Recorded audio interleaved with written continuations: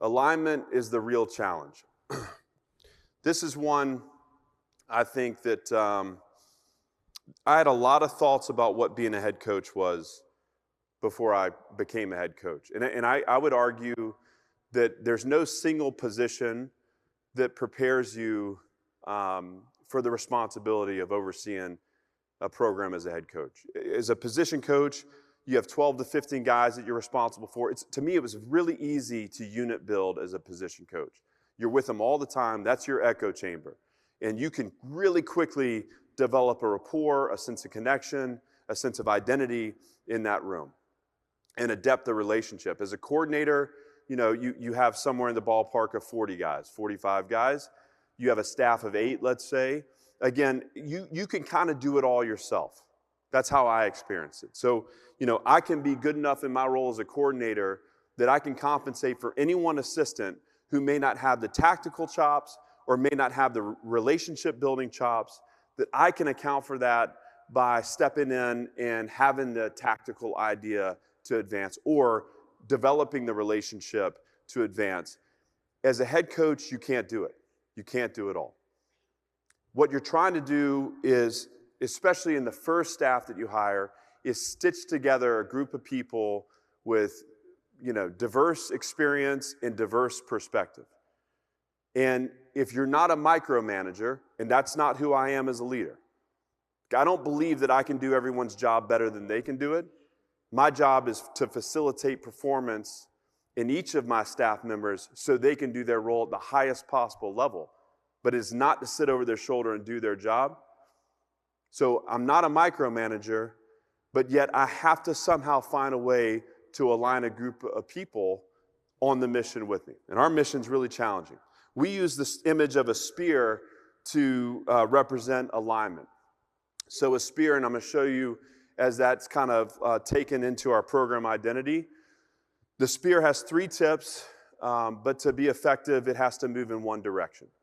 In one direction, to me, means one mission. At Vanderbilt, if I asked the group of people, the team, the staff, whatever, what's our mission, they would say winning. So I'm going to ask you, what's our mission? Okay, see, that was totally half-assed. Okay, so what's our mission? Now listen, you're like kind of breathy and you're kind of up in the top of your throat. Like, say it from your chest. And again, hey, listen, guys, I coach at Vanderbilt, and we're in the SEC. And there's probably not a person in this room that believes we can do what our mission is. What's our mission? It's winning. That's like kind of a 5 out of 10, but I'll let it slide for now because you're not my team. To me, that mission of winning has to be the forefront of everything that you do. Every dollar you spend, every decision you make, you have to drive an alignment towards winning. Everyone has to be on the same page. The problem with multiple agendas is that they're confusing and they undercut the mission. And as a head coach, you have to assume that everyone in the room has their own agenda. They have their own take. And so my energy, this is, for me, again, I'm not a micromanager. What I believe in is, and I've always felt like I thrive the best in environments where my ability to create and be creative isn't limited, that I want to empower the staff to create ownership stake within our program, that I want to see a group of people take my vision, and it has to be my vision because that's the only way that we can be effective. Take my vision and make it their own and use their own voice to bring it to life every single day. That's what the vision for Vanderbilt football is. But what we can't mistake is ultimately what that mission is. Now, I'm going to take you through a principle in our program that we differentiate.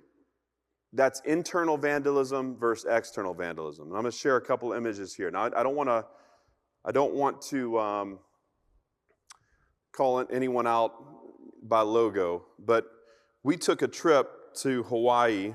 This was 2 years ago, 22.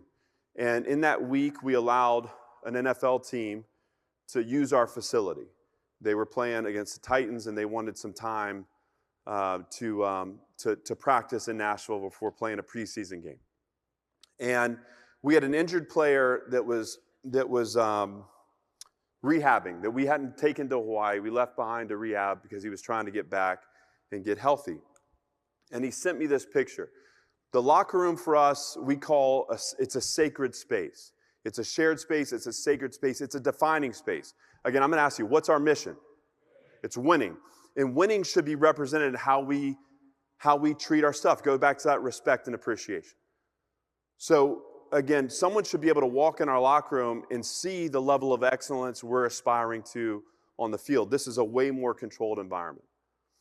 And this is how that team treated our locker room space. So if you look at it, I mean, it's disgusting. There's obviously clothes all over the place. Some of the chairs are up, some of them are down. If you look back in the back corner there, you'll see that's where the trash can is. You see it overflowing with trash. This is an example of external vandalism. So we can't expect people outside our program to hold our program in adoration and respect. That we can't expect that. But internally, we can. This is another example. 2021, this was the springtime, and some asshole jumped the fence and spray painted the logo on our practice field. When I got the call about this, I was in Dick's Sporting Goods buying baseball equipment for my kids, which if you've done that, it's way too expensive. I mean, and the bats are ridiculous. But I got the call, and it was like, hey, and it was Casey again, and she was calling me, and I could hear the sound in her voice. And I thought, the way I picked up, maybe this was Sunday, could have been Saturday. I picked up the phone, the way her voice sounded, I thought someone is in trouble. And what it turns out is she was telling me that, hey, some people had jumped the fence and spray painted the logo. Well, my response to her, I really wasn't that upset about it. And what I thought in my mind at the time was, we have to strengthen security around our facility. But I'm not surprised that there's an asshole in Nashville that wants to jump the fence and spray paint the logo. What I'm way more concerned about is the internal vandalism. So go back to alignment. The things that we do to undercut our mission. What's our mission? Winning. That could be, again, for us, sacred space, how we treat sacred space, meeting rooms, how we leave meeting rooms, how we leave the locker room, how we conduct our business. I chose this image. This is from last winter. Just the enthusiasm we expect in our mat drills, how we finish, what the level of attention to detail is. Internal vandalism can happen from anybody that has a role within our program. And so the amount of energy it takes to drive the alignment on the mission's winning. There's one vision. It has to be my vision. Multiple agendas creates confusion, undercuts the mission. It has to be one. What I can do as leader is empower people to think for themselves. I can monitor how they're doing their job, give them feedback, help them grow in their role without having to do their job for them. I don't believe that's effective. But what I want to make sure is there is alignment on this mission, because I could have the best speech in the history of speeches. I could have the best message, the best idea as the head coach. It doesn't matter. It only matters as far as it's taken by the team and by the staff in the tightest of echo chambers. The lesson here is the program is actually built in the smallest of action, in the smallest of behavior, and in the tightest of echo chambers. Next.